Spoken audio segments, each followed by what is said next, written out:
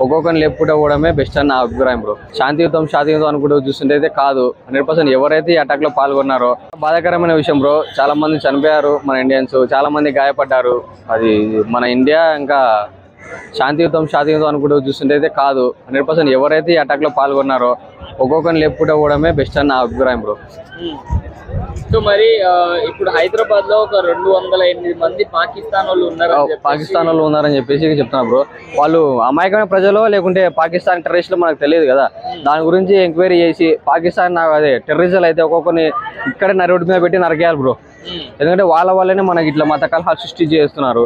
మనం అందరం బాగానే ఉన్నాం, కులం మతం అదేం లేకుండా వాళ్ళు పర్టికులర్ గా టార్గెట్ చేసి మరి దీన్ని మత కలహాలు సృష్టించాలని చేశారు బ్రో. సో ఫస్ట్ మీరు న్యూస్ వినగానే మీకు ఏమనిపించింది? నాకైతే చాలా బాధాకరం అనిపించింది బ్రో. ఎవరైతే దీన్ని అటాక్లు చేశారో వాళ్ళనైతే బతికే అర్హత లేదు, బతకనివ్వకూడదు బ్రో.